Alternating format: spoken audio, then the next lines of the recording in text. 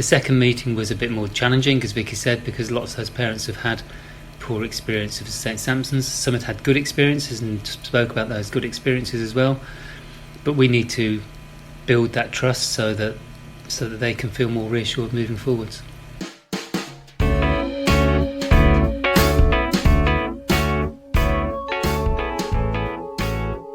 Welcome to the Bailiwick Express podcast. My name is Matthew Leach. I'll be joined each week by a guest for a series of podcasts. Each will shine a light on topics from across the bailiwick. The format will change week to week. We'll have debates, reviews, hot seat interviews and special guests. So stick with us as we offer some insight on some of the most important issues we in the bailiwick face.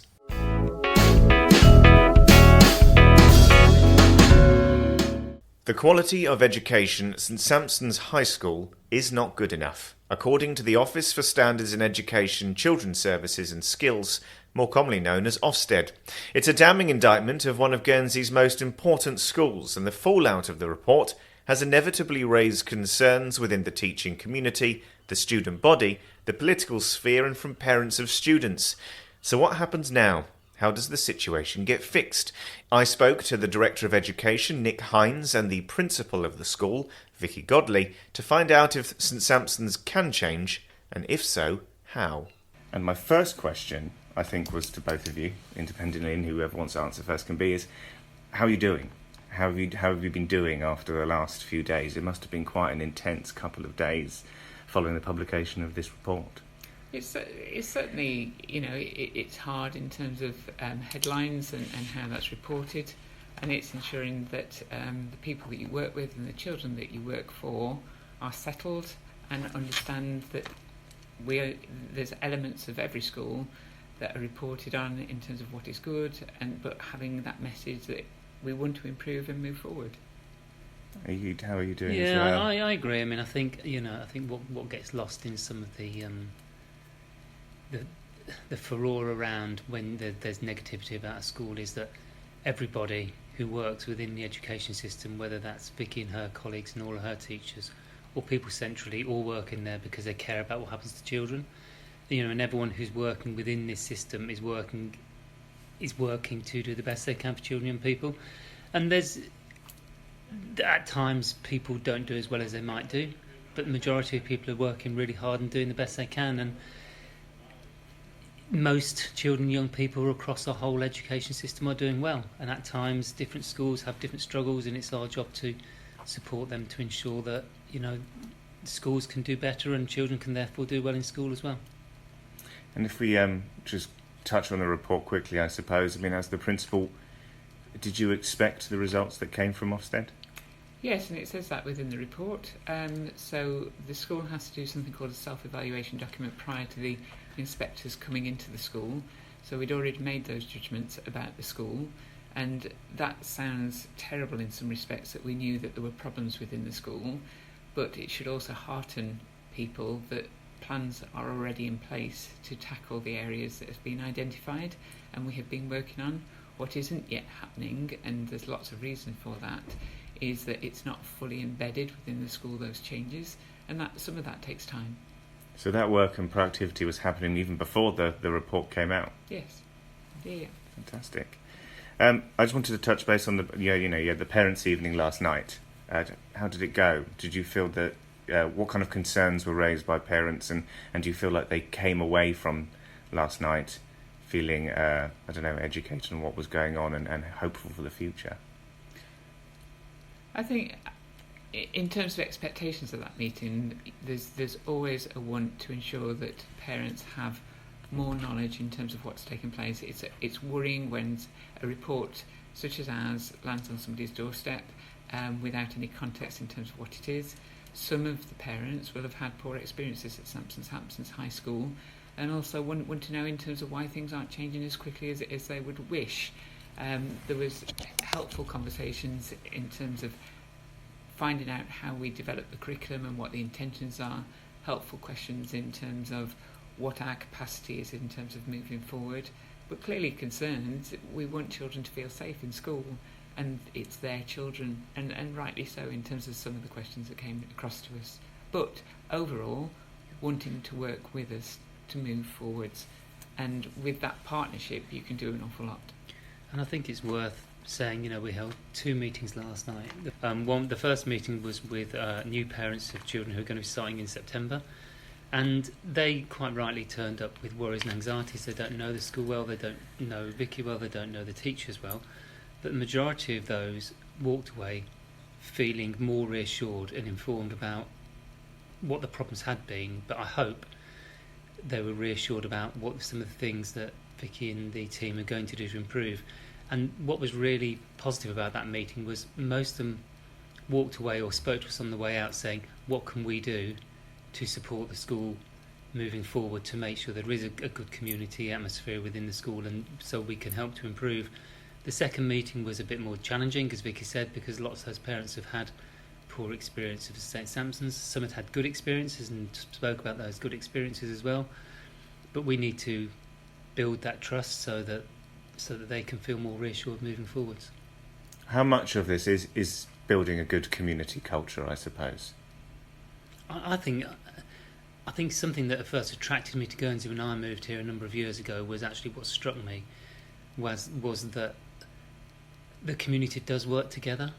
The community does pull together in shared goals and shared things to make sure that the community across all areas, whether it's education or whatever, is successful. We've seen it before in different schools. Vicky will have experienced it in Lamar when they came from quite a low base level to become a really successful school, really good community school where everyone pulls together and works to ensure that the school is successful.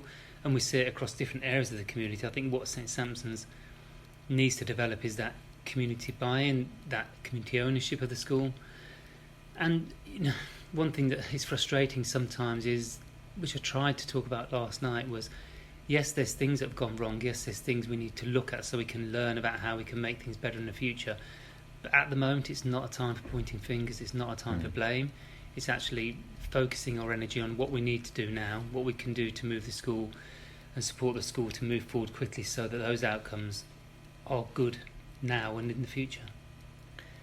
So will there be more meetings to come between parents and the schools and education? There's some requests yesterday in terms of parent panels to support in some of the areas for development, and I think that's a really good way forward in terms of working with partnership. What that will look like, I'm early in terms of developing the plan for next year. We've gone through the plan for this year, but we've got new staff coming on board as well within senior leadership. And for us to be able to develop, we need to develop that plan together.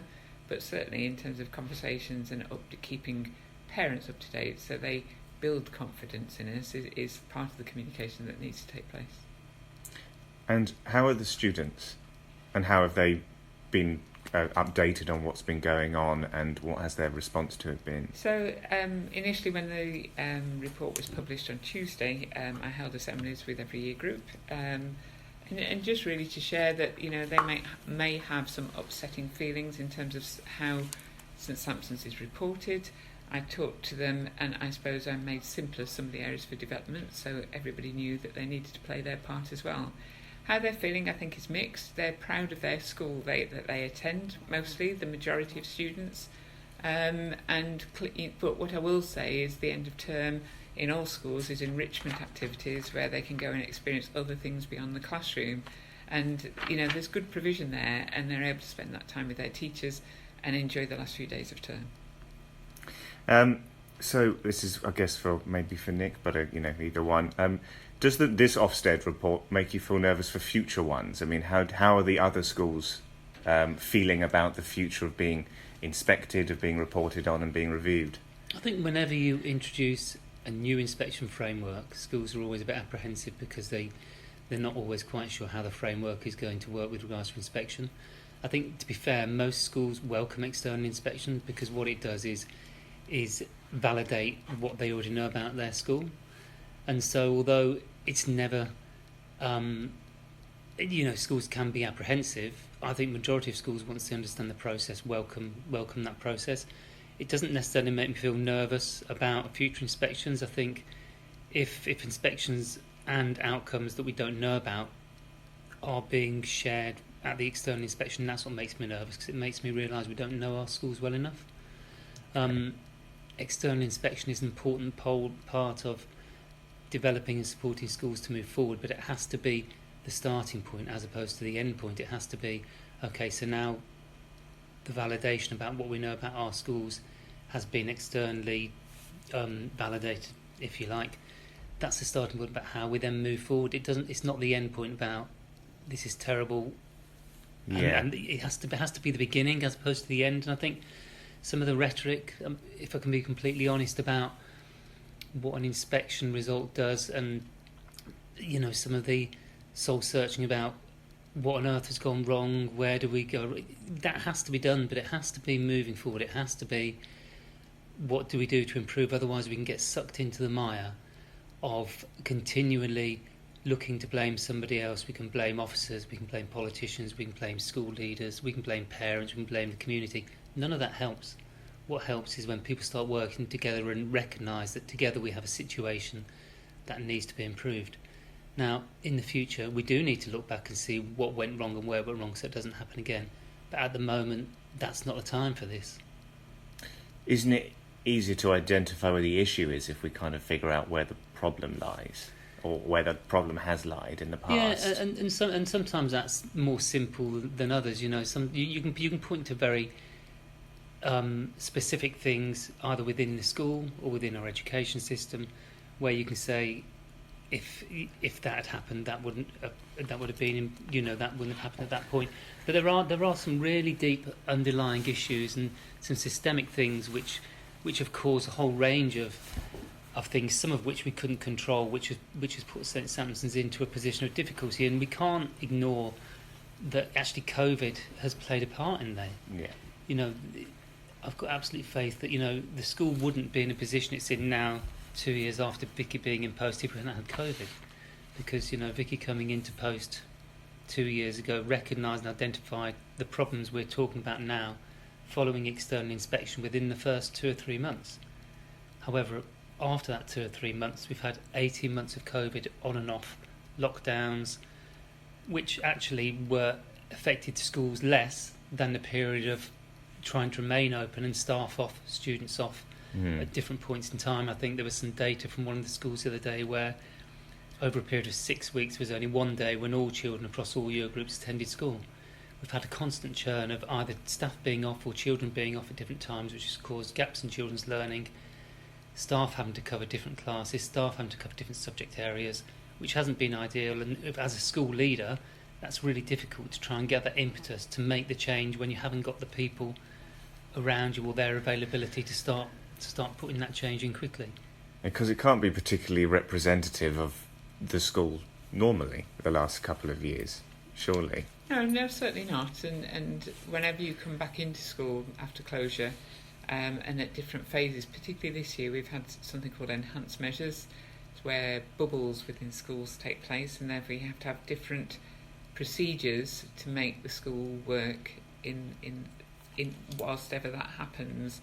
So children and staff are learning new procedures, and then we go back to normal procedures, and then we have to go back into procedures, and so there's no constant for a period of time. So Ofsted will be, how many schools will be inspected by Ofsted over the next couple of years, and how long is our contract with Ofsted? So all of our schools will be inspected by Ofsted over the next 3 to 4 years. Okay. And that's the length of the contract. Oh, okay. So they've the contract was paused during COVID. We signed it actually just about when we went into COVID, and then we couldn't go ahead with any inspections. They weren't available because they weren't allowed to inspect, and then we weren't able to welcome them to be inspected because of our restrictions. So the contract now runs for the length of inspecting all schools on the island. And is it more of a political decision whether or not that contract is then carried forward or renewed, I suppose? Yeah, the choice of any external inspection is a political decision. So far it's been St Sampson's and Vale Primary School that have been inspected, but I believe Levois School has been inspected as well.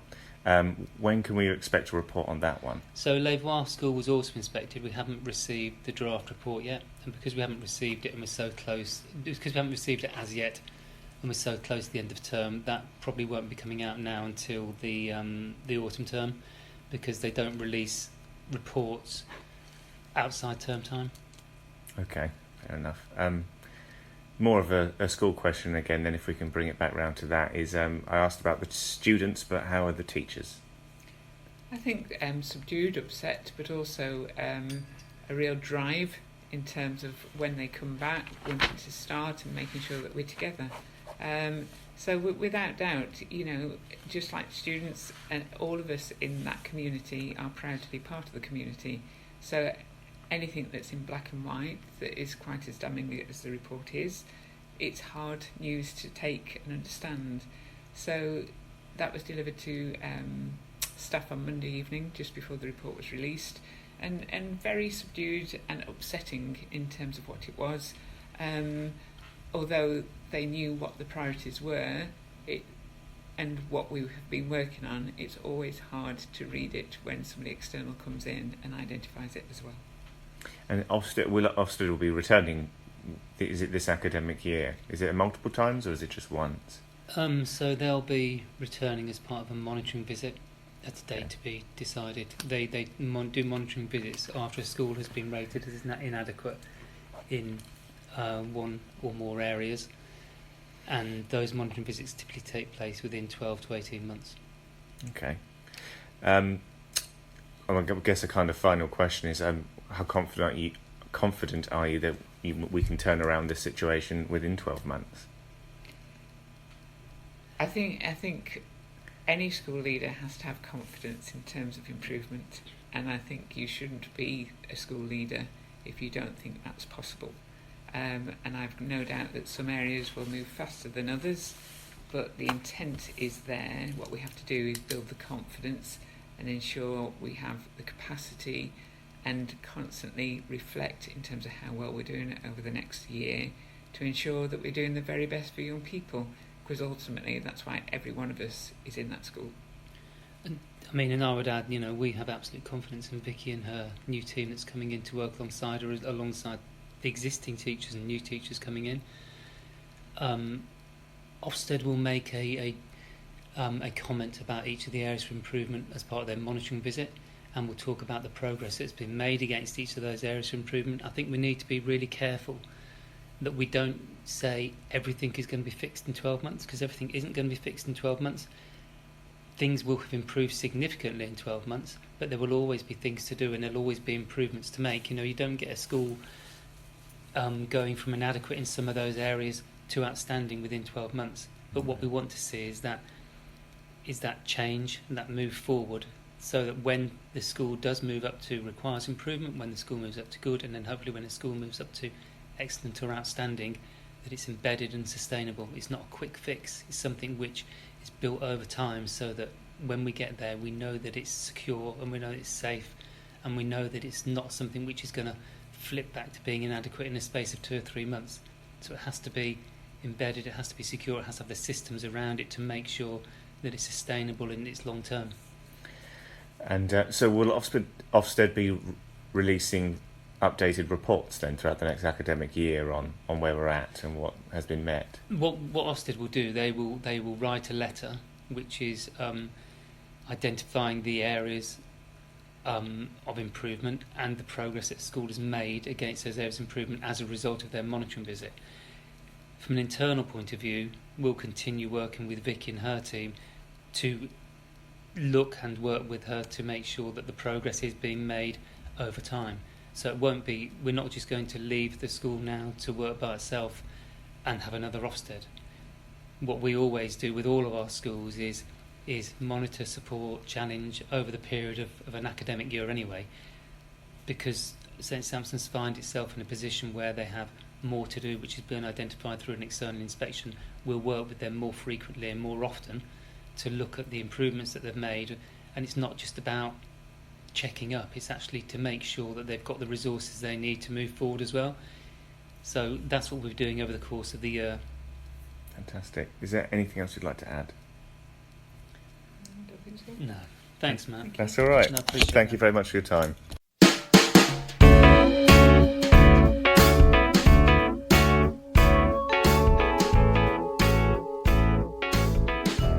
Thank you for listening to the Bailiwick Express podcast. The title track was Shift My Weight by Luno. If you enjoyed it, I know it's a pain, but please like and share. It all helps, and remember, you can hit bailiwickexpress.com to stay right up to date with whatever is happening in the Bailiwick.